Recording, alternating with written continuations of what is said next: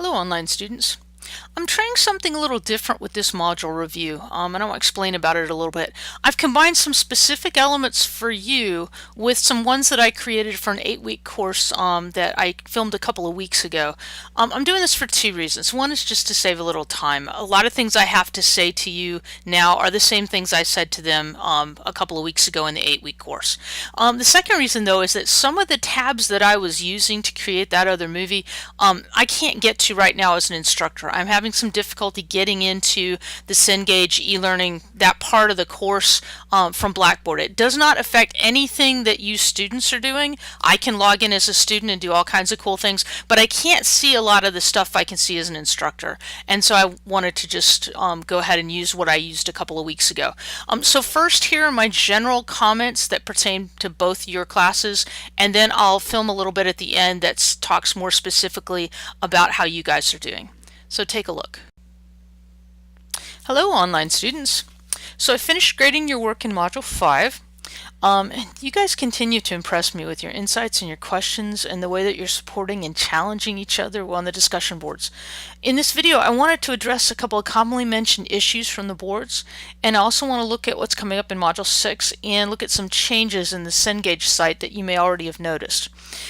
First, I see a lot of comments about the research paper. There's understandable anxiety, but it's really cool that several of you are focusing on thinking about questions or even getting a little excited about the freedom that you've got. Realize that just as Weyrich talks about the way you use comparison contrast all the time in your real life, you also use research all the time. When you're curious about something, you seek out knowledgeable people or information sources to learn more, right? So as you're thinking about ideas and looking at the TED Talks, remember you're informing yourself and us about these issues. You're not trying to take a position or argue for a particular side. Some topics to be really careful with include some that have problems, like addiction is really hard to do because you're so tempted to argue for solutions or just for the need for greater awareness instead of just focusing on the information itself. Another problem that people do is they'll pick a topic they know a lot about because they think it's safe, but realize that if you know a lot about it, your audience may also. So just keep that in mind. And it just kind of boxes you in. Try to seek out things that really puzzle you and that have no easy answer and wrestle with that, and you'll have a better paper and a more interesting project. I did want to point out, let me go here to the announcements. You've gotten a couple of emails now from our librarian, Elizabeth Zulke. She's awesome, by the way. She's a good friend of mine. If you haven't looked at the links and tutorials from her, definitely do so. If you come into the announcements, she's got a lot of links here for the research guide, and a little further down, she introduces herself and gives you her email address. Reach out to her personally with questions. Even things like, how would I start looking or learning about this stuff? I tell you, librarians live for curious students and topic searches that are a challenge. So please bother her all you want. She won't do your research for you, but she'd love to help you. I'm also going to be sharing some links with you in Module 6 on research writing. And one of them has a lot to do with grammar and usage. Some of you talked about rules and wanting to have a reference for that. Purdue OWL is a really good place to go for that too. So you'll see that coming up in Module 6, and you might want to bookmark it and look at the whole site. Another thing that you might want to do, you don't have to, but I wanted to tell you about a couple of books that kind of informed my approach to writing into this class. One of them is some things by Bruce Ballinger.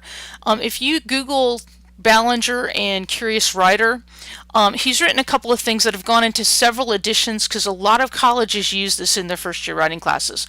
The Curious Writer is kind of the basic one, but there's also one called the Curious Researcher, and they're easily available out on Amazon or on book resale sites because I said colleges use them a lot nationwide. He's really good at looking at if you want to get a good model of inquiry-based research projects, like how to approach them, how to think about them, how to apply skills to other common types of writing assignments that you'll get later in college. I've got a couple of copies of the whole book or pieces of this book on reserve in the Gateway library system. I know they're at Edgewood. I think they're at the other campuses too. If you're interested, I can help you get a copy of it so you can look at it on reserve. I also just found another book that I've just started, but I'm really impressed with it. It's by let's see, Wayne Booth and Gregory Colum and Joseph Williams. This is called The Craft of Research. Again, I just Googled this to find this. I found this at Half Price Books. And what I'll tell you is that it's really helpful to seek out how other people do research, not only authors, but your own colleagues and classmates and librarians and, yeah, even your writing teacher. This class is really about helping you find a workable research process as well as a workable writing process for college. So feel free to look around and experiment with different approaches. As you can see, I just Googled this to get these names, and there are some PDFs out there. There are also some weird things that I wouldn't click through to. Some of the PDFs go weird, so just be aware of that. On another note, in your ebook, you may have just noticed that in the last few days, Cengage has updated the look of this site, so it looks more like this now. It should not affect the way that the course works. I hope to God this is true. But it does affect the way that some of the apps look. The red app that was Questia now looks more like this. So I wanted to show you that. And if you want to, you can actually take the Questia app, it's still an I here, and move it up to, drag and drop it to the top of the apps list so you can find it more easily. Another thing that I saw while we're in here, it was interesting how many of you were talking about how you like to listen to the TED Talks while seeing the transcript. If this helps you, be aware that if you're in your ebook, I'm going to go to the chapter 14 just because that's one that's coming up, you can actually listen to the book. You can click on the read speaker. It tells you how to kind of use it. It gives you some different, you get male and female for the voices. If you go back in here now, you see how that's up here? You can click on this and it'll start reading it to you. If that's helpful, by all means use it. I think anything that helps you. The college databases have something really similar to this. You can get the librarians to help you find that if you want to. Questia doesn't seem to have it in there, but it does have the option, if I click out of this, to change the font. And you may be interested in that, especially if you have dyslexia. I think that something probably popped up the first time you came into Questia. I'm going to look for something real quick here about Vikings because they're awesome. Go to a magazine article and grab the first one. If I come in here and I click on read, one of the things that I can do is go to the settings, and one of the things that I have in here, if I click on typeface in the down arrow, I have Open Dyslexic as one of the things that I can use. I don't think I could use it, but maybe it's helpful to use. So you can do that. You can also make it bigger or smaller. And now I'm back for some specific feedback for your 5-week summer class.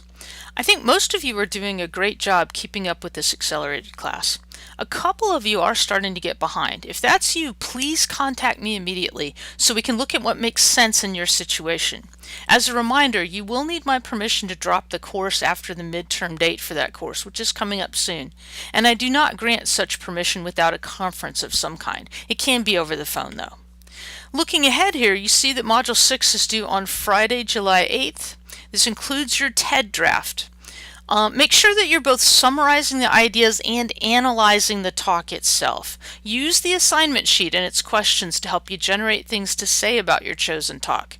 This is practice for later academic writing, when you will sometimes need to outline another writer's ideas and maybe compare them to other experts on the subject, or to give background for your own ideas and analysis. One thing I can say now is make sure that you're looking at the actual assignment sheet for the TED paper. Don't try to write me a research paper right now. That's for the last project of the course. Do make sure that you're citing your TED material correctly, whether you're quoting, paraphrasing, or summarizing. I hope this has been helpful. As always, let me know if you have questions. I really do love hearing from you. And have a great rest of the week.